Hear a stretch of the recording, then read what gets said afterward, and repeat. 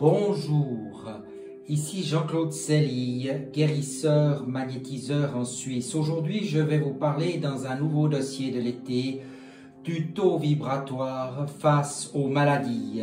Chez l'être humain, le taux vibratoire peut varier d'une personne à l'autre en fonction de son environnement, de son humeur, de son stress, de ses maladies, de ses pensées, ses fréquentations. L'importance aussi que l'on accordera à son corps, son esprit et son émotionnel naturellement.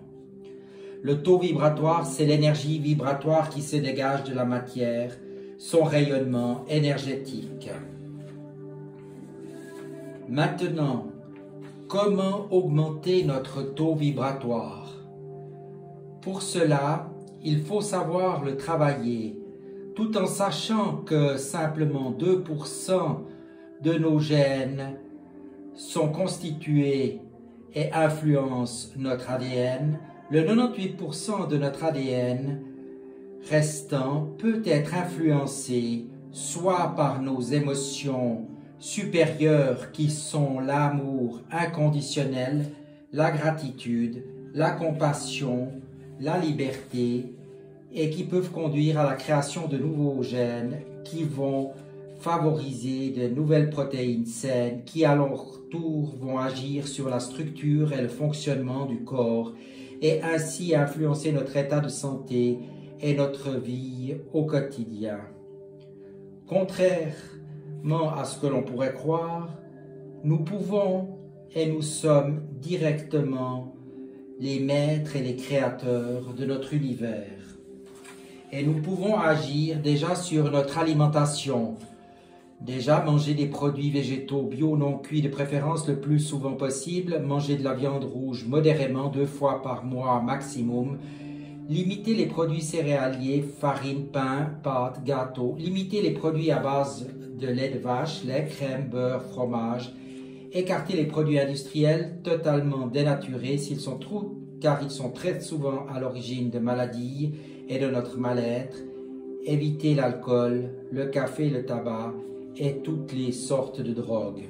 En second lieu, notre activité physique est très importante. Faire du sport régulièrement 30 minutes par jour. Notre corps a besoin d'exercice pour faire circuler notre énergie.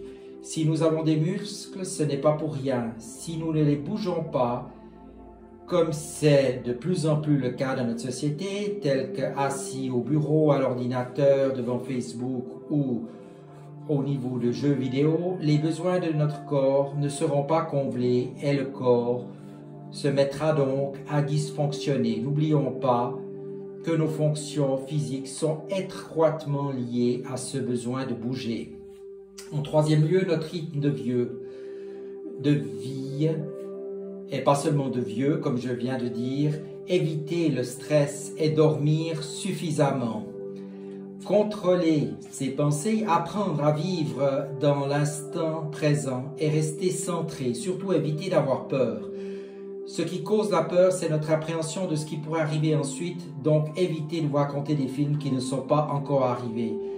Quand nous avons peur, nous vivons 3 types de stress simultanés, physique, chimique et énergétique. La peur est énergétivore, elle consomme de l'énergie, surtout que la peur affecte notre organisme et baisse notre taux vibratoire. Le corps mobilise donc une énorme quantité d'énergie en réaction face à ces phénomènes de peur, de stress, d'angoisse. L'être humain est fait pour pouvoir gérer une montée de stress à court terme, mais cela ne doit en aucun cas rester bloqué trop longtemps. Si la peur persiste plusieurs jours, nous perdons notre énergie pour nous auto-guérir. Et c'est ainsi que notre système immunitaire devient vulnérable aux maladies, telles que l'anxiété, la dépression, etc., les émotions, la difficulté à trouver le sommeil ou à se concentrer. Les hormones du stress nous obligent à être plus vigilants, à donner toute notre attention à des phénomènes qui proviennent de l'extérieur, car c'est là que réside le danger. Notre stress nous coupe de notre être et nous amène progressivement à la dépression. Et évitez en ce moment aussi de regarder les infos plus de 30 minutes par jour, sinon cela pourrait bien vous polluer. Donc, transformez votre peur d'attraper, par exemple, le virus en désir de vivre. En quatrième lieu, notre environnement social, amis, famille, collègues de travail. Si nous fréquentons des personnes qui se plaignent tout le temps, nous allons nous caler énergétiquement sur la fréquence vibratoire où elles vont absorber notre énergie tout bêtement. Les personnes que nous côtoyons le plus dans notre vie vont conditionner, déterminer ce que nous sommes énergétiquement. Donc, si nous fréquentons des personnes inspirantes et positives qui tirent notre énergie vers le haut, cela veut aussi dire que nous évoluerons vers le haut. Donc, évitons également les films que nous regardons et les blogs que nous visitons qui sont souvent dans des énergies basses. De plus, notre cerveau ne fait pas la différence entre le réel et l'imaginaire. Donc, lorsque nous effectuons une action, lorsque nous la voyons faire par quelqu'un ou que nous l'imaginons en train de le faire, le cerveau actionne les mêmes neurones miroirs. Notre cerveau ne fait aucune différenciation. Nos pensées attirent les potentiels qui se matérialisent dans notre vie, répondant ainsi à la loi de l'attraction. Ainsi, tout ce qui arrive dans notre vie serait le fruit de nos pensées. Nous créons donc notre propre réalité. Notre esprit est bien plus puissant que nous l'imaginons. N'oublions donc jamais que l'univers répond toujours à notre demande. Enfin, notre niveau de satisfaction dans la vie générale joue souvent un très grand rôle. Et connectons-nous avec la nature, la terre. Favorisez les marches dans la nature, dans la forêt. Nos tensions s'apaisent. Nous nous sentons revivre. Marchez pieds nus dans l'herbe le matin. Prenez un peu de soleil si vous en avez l'occasion. Baignez-vous.